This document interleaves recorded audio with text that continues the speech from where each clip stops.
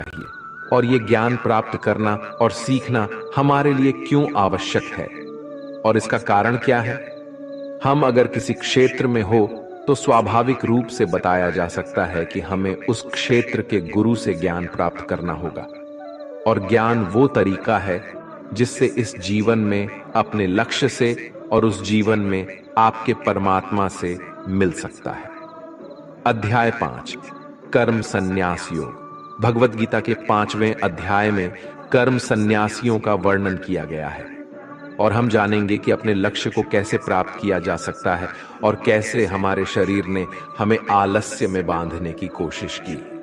अर्जुन ने कहा, है श्री कृष्ण, मैं अभी भी ये नहीं समझ पा रहा हूं कि मेरे लिए कर्म अच्छा है या कर्मों से संन्यास। तो श्री कृष्ण ने उत्तर दिया, देखो अर्जुन, संन्यास और कर्म वे दो अलग अलग मार्ग हो सकते हैं, लेकिन दोनों का ही लक्ष्य तो समान है और वो है परमात्मा। जो व्यक्ति अपने मन को भटकने नहीं देता, जो कर्म करके भी यही समझता है कि कर्म उसने नहीं किया है बल्कि ये तो परमात्मा ने किया है, और जो सभी जीवों को उसी परमात्मा का हिस्सा मानता है, वो मनुष्य मरने के बाद परमात्मा में ही मिल जाता है। महान व्यक्ति अपने प्रत्येक कार्य को, अपने विचारों को स्पष्ट करने और दूसरों के हित के लिए ही करते हैं।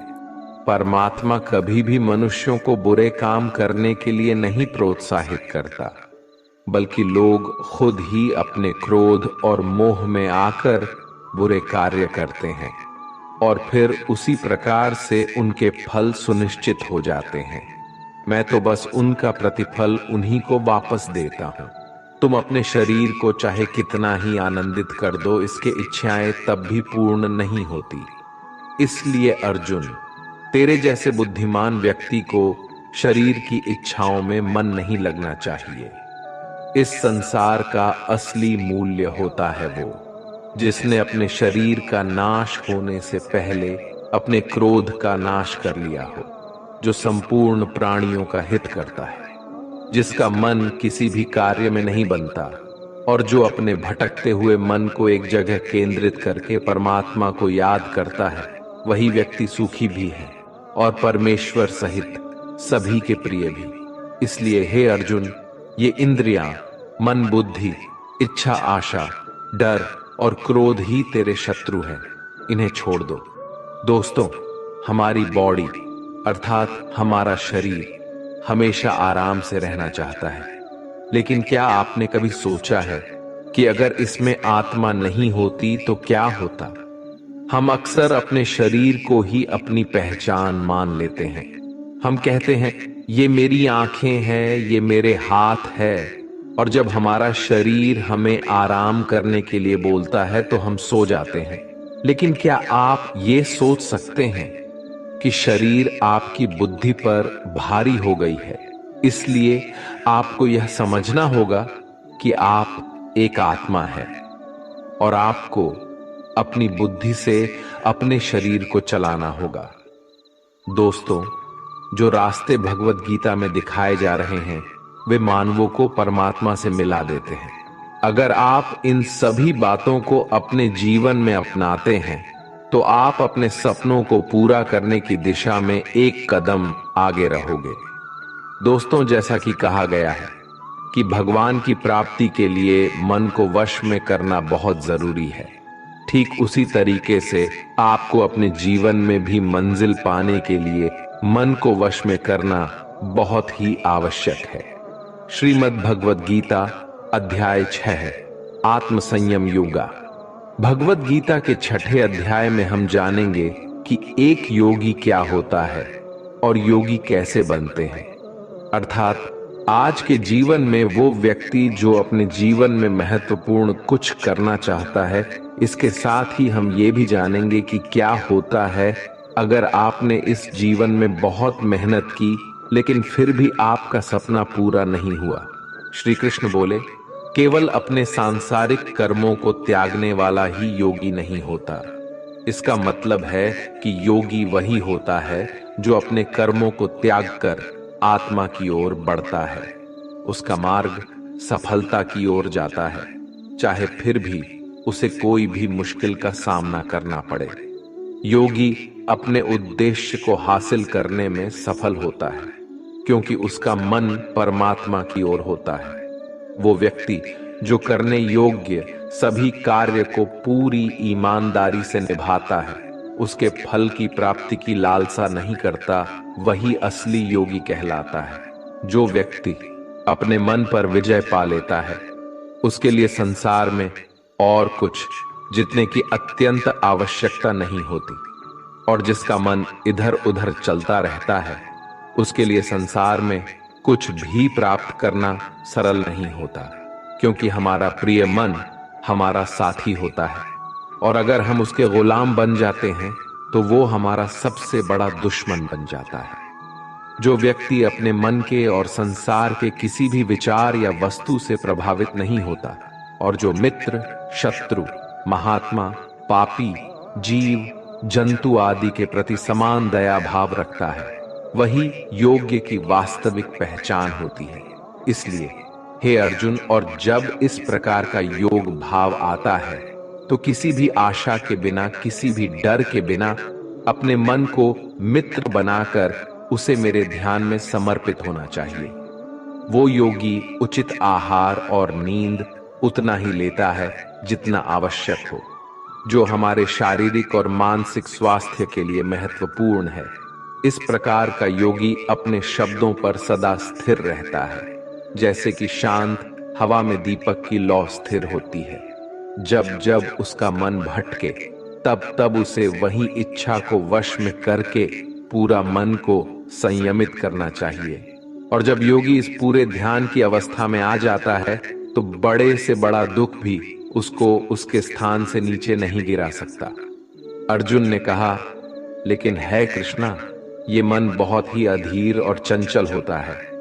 तो श्री कृष्ण ने जवाब दिया, हाँ, ये सत्य है कि मन को नियंत्रित करना कठिन है, लेकिन ये भी याद रखो कि बार बार आत्मविश्वास और योगाभ्यास से असंभव को भी संभव बनाया जा सकता है। इस तरह से हम अपने मन को वश में करके अपने जीवन को अधिक सफलता की ओर ले जाते हैं। अर्जुन ने पुनः पूछा, है कृष्ण, अगर कोई योगी इस प्रकार से ध्यान में निश्चित रहकर योग करता है, लेकिन अंत में किसी कारणवश उसका मन भटकने लगे, तो क्या उसका सारा प्रयास व्यर्थ हो जाएगा? श्री कृष्ण बोले, नहीं अर्जुन, निरंतर परमात्मा की दिशा में बढ़ना हर आत्मा का अधिकार है।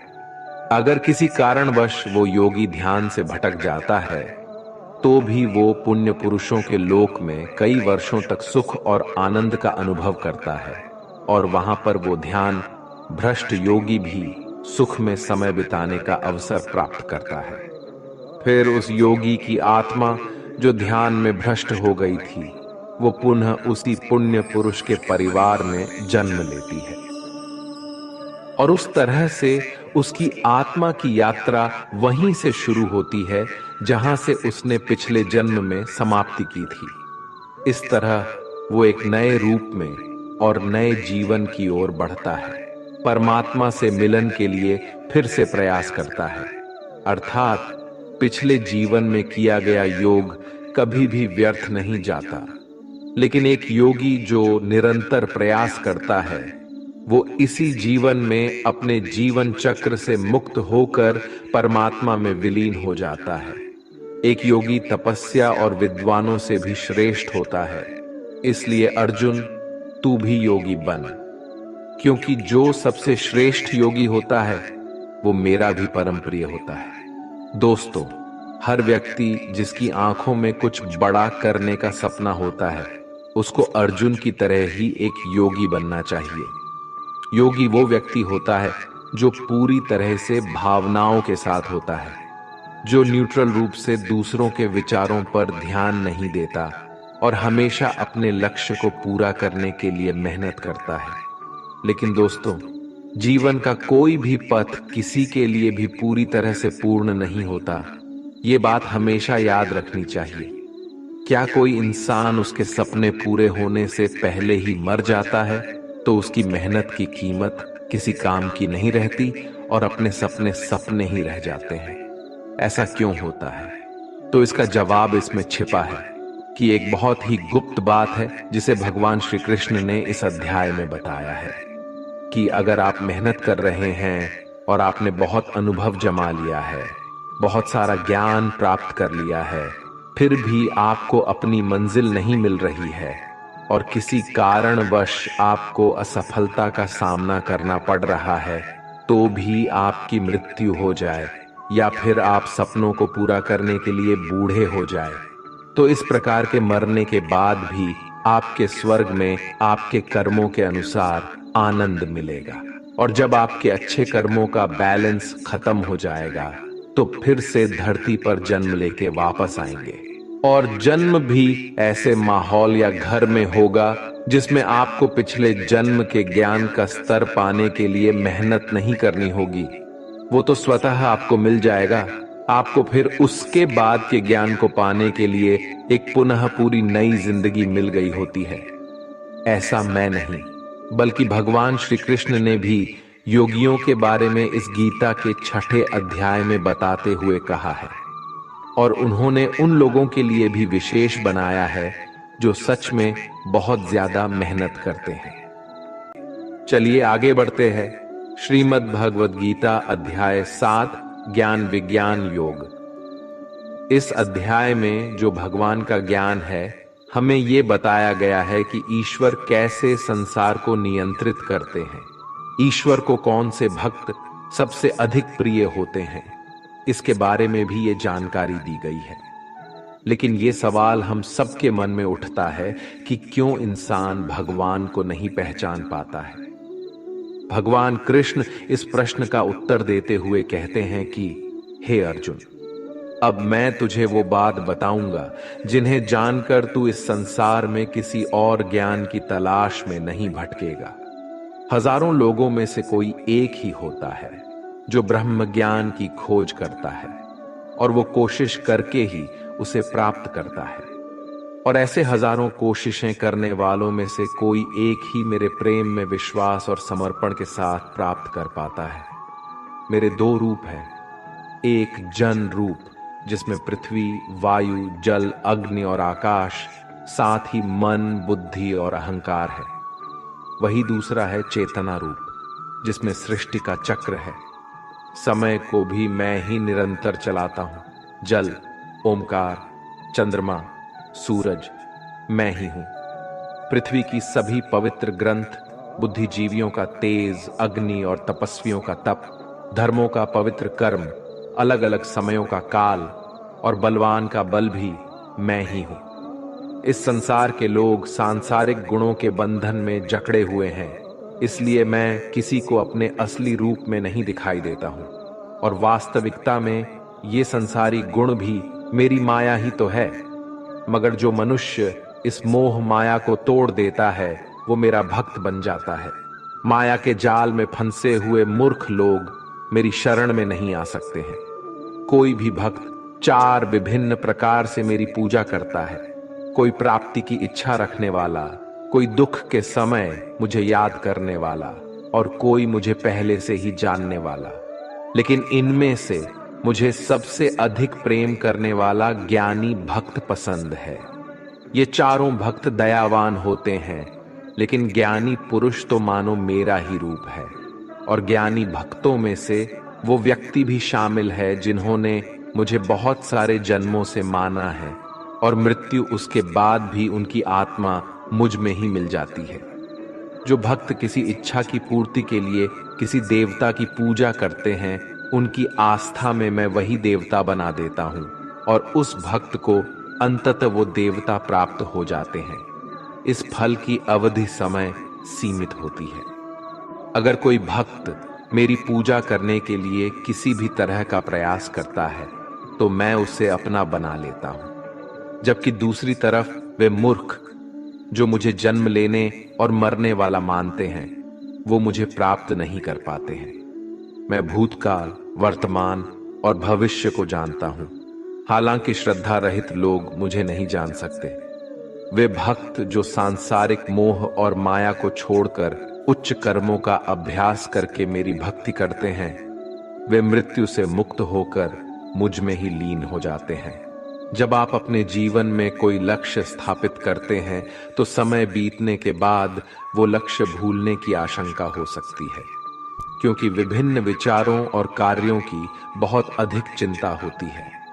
भगवान श्री कृष्ण ने ये बताया है कि माया के जाल में फंसे व्यक्ति भगवान को भूल जाते हैं और इसी तरह कई बार अपने महत्वपूर्ण लक्ष्य को भी भूल जाते हैं और उन्हें लगता है कि उन्होंने जो लक्ष्य निर्धारित किया है वो तो बेकार है, व्यर्थ है।